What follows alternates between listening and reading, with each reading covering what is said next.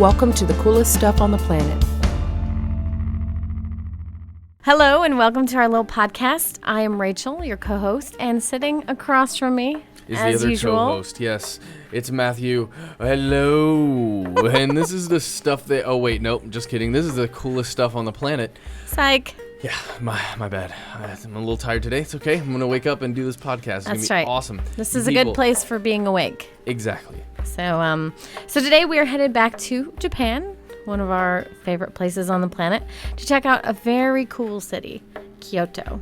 So you'll find Kyoto on the main island of Honshu, which is Japan's mainland, at the base of the Higashiyama Mountains. Kyoto was the imperial and cultural capital of Japan for over a millennium. And it's not the political capital anymore, of course, but it continues to be a bastion of traditional culture and history and mostly tradition. Yeah, if you're a history lover, you're going to love this city. Mm-hmm. Kyoto is a modern city in many ways, and I think a lot of the accounts that I've read about it is that if you first show up there and you're expecting all this history, you think, wait a minute, where's all the history? Like, there's all this modern stuff. Yeah. There is a lot of history there, and it's tucked into the modern framework. Yeah, it was built around it. It has the most historical sites of any place in the entire country. Mm-hmm. And this may be in part, and probably is in part, because Kyoto was the only major Japanese city that was not bombed during World War II. Wow. So many of the old wooden structures survived. Yeah, well, that's fortunate. Kyoto is a city of temples, shrines, and gardens. Here you'll find almost 1,600 temples, more than 400 shrines, and numerous temple gardens. And one of the most famous of these, Rachel, is the Zen rock garden of the Ryonji Temple. Mm-hmm. Mm-hmm. Yeah, this is very cool. Classic Zen rock garden. Yes. So one of the coolest temples in Kyoto is the Temple of the Golden Pavilion, which was originally designed not as a temple, but as a very swanky retirement home for one of the shoguns in the 14th century. Nice. And it was covered in lots and lots of gold leaf. And so you see this here, this beautiful gold, which reflects into the waters of the pond. Very pretty. Another cool place is the Kiyomizu Temple. It's a temple complex perched on a hillside, and it's supported by a ton of pillars. And apparently its veranda offers an excellent view of the city, especially during the day and also during the night because it's nice and illuminated. Nice. It's also famous for its brilliant colors and its beautiful gardens. Mm-hmm. And it also has this brilliant orangey red pagoda, which is very famous and is often photographed. It's a Kyoto landmark. You've probably seen it before in pictures. Yes.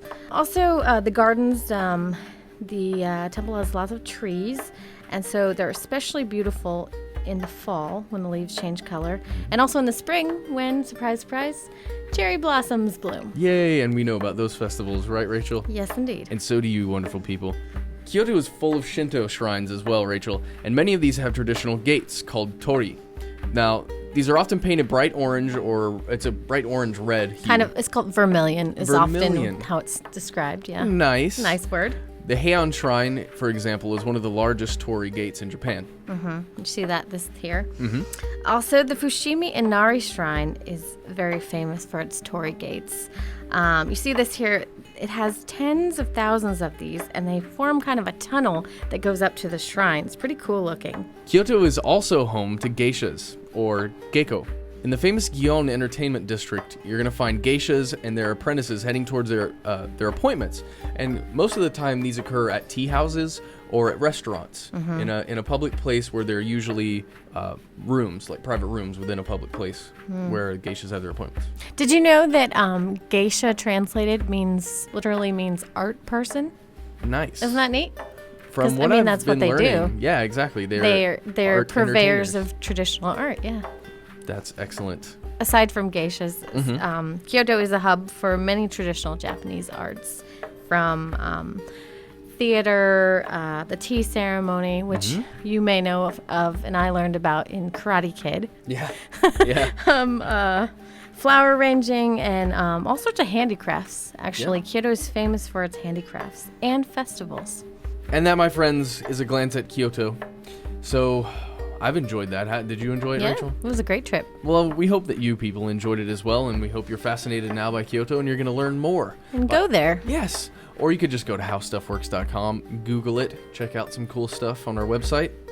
And also, if you have any comments or anything you want to say to us, email us at travelpodcast@howstuffworks.com. Yep, we're always listening or reading. That's correct. Check out the blogs. You know what to do. Wait, I think, Rachel, what is this I have in my hand? I believe this is some listener mail. Yep, time for listener mail. Here's a little message we got from Alicia, or Alicia. I'm not sure how to pronounce your name, but there it is.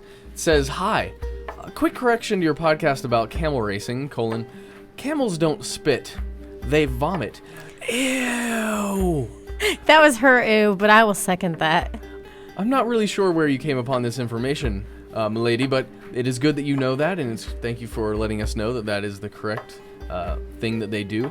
She also writes here at the end that her band, the WAG Band, W-A-G, the WAG Band, you can find them at thewagband.com. She just said that they enjoy us. Thanks for sharing, Alicia, and thanks for the the knowledge on camel vomiting. It's good to know, even if it's gross. And I think on that note, we will sign off, but we'll see you next time with more cool stuff. For more on this and thousands of other topics, visit howstuffworks.com and let us know what you think. Email travelpodcast@howstuffworks.com. Don't forget to check out our other podcasts, free on iTunes.